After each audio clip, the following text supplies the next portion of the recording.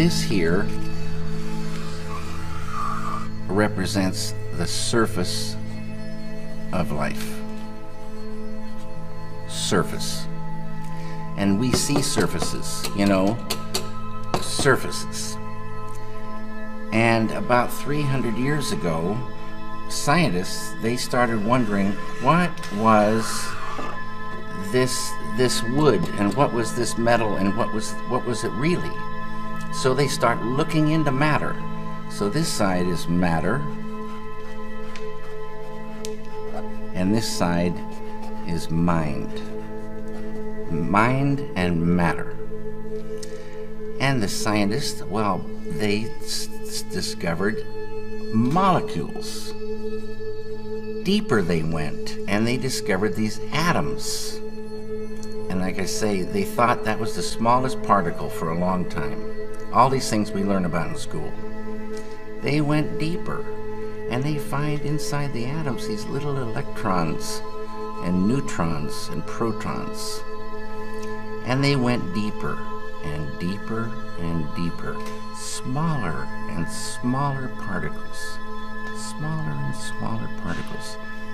They found 4 forces. On a deeper level, the 4 became 3. And on a deeper level, the 3 became 2. And then, about 30 years ago, modern science, quantum physics, discovered the unified field. The unity of all the particles and all the forces of matter, of creation.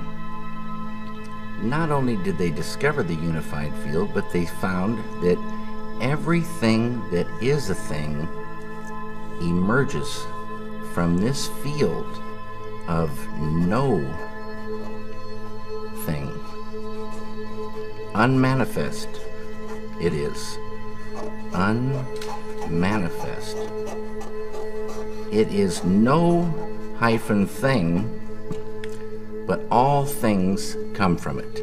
Anything that is a thing has emerged from this field of unity. It's oneness. The scientists know this exists, but if they wanted to get there, you can't get there. It's unmanifest. You can't walk into this field. But any one of those scientists could practice a technique, transcendental meditation, which, remember, true happiness is not out there. You're given a mantra, a very specific sound, vibration, thought. Very specific. It needs to be life-supporting at all deeper levels. And that mantra that you're given, that Maharishi gives, the key that opens the door. The mantra turns the mind within, turns the awareness within, and you naturally dive. Why is it natural? Because each deeper level of mind and each deeper level of intellect has more happiness. And the deeper levels of mind and deeper levels of intellect correspond to deeper levels of matter. At the borderline of intellect, you transcend. Transcend is the key word. It means to go beyond.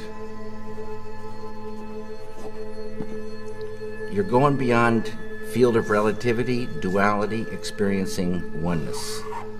Pure, unbounded, infinite consciousness.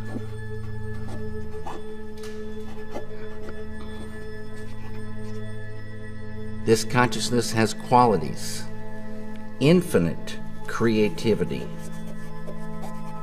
intelligence, energy, love, power, and bliss. dynamic peace. Always been there, never had a beginning, it is and it will be forever. Unbounded, infinite, eternal, immutable, immortal consciousness, fullness. Any human being can experience this easily and effortlessly with Transcendental Meditation. Transcendental Meditation is just a vehicle to get you here. When you experience this level, you enliven it, and it grows in the individual. So if you started with a ball of consciousness this big, everyone has consciousness. Consciousness is the way to understand consciousness. If you took it away, you'd see what it really is. If there wasn't any consciousness, we wouldn't exist. And if we did exist, we wouldn't know it. It's the I amness of life. It is life itself. Tied to consciousness is all this: creativity, intelligence, energy, love, power, bliss, dynamic peace, all positive. Light of unity, all positive. You experience this level and you enliven it, and this ball of consciousness that you thought was just going to stay the same for the rest of your life starts expanding, and these qualities expand. So day by day you're growing creativity, intelligence, love, energy.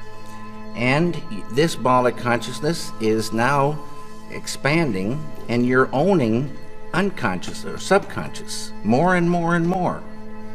Side effect of the growth of this consciousness is negativity starts to recede. Tension. I write all these things. Stress. Anxiety. Sorrow, depression, anger, hate, fear, all starts to go. Can't live in the light of this. It's easy to do. It's not concentration, it's not contemplation. Concentration, contemplation keep you right on the surface. You're not transcending. It's this field that does everything for the human being. This field. And you experience this field when you really get there and transcend. This is transcendental consciousness. It's, there's so many names for this field. The Tao, Kingdom of Heaven, all these names for this one field, the absolute, totality. In Vedic language, this field is called Atma. A-T-M-A means the self with a capital S. Know thyself. Get there. Know it by being it. Unfold it. And what you're doing is unfolding your full potential as a human being. Your full potential of the beautiful human being is called enlightenment. And people can unfold their enlightenment. And this is all the thing tied to peace. It gets to the point where you couldn't hurt another human being. It would be like hurting yourself. This is the way it is supposed to be. It's not the way it is, but it would be so beautiful. But the key is there. This feeling, it just grows and it's real.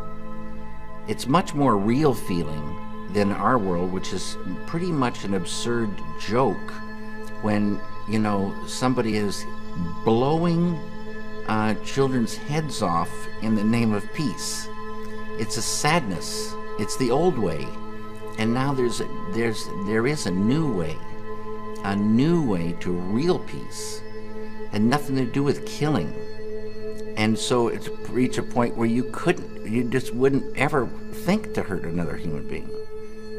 And you travel in real peace, you travel and you meet friends, not enemies.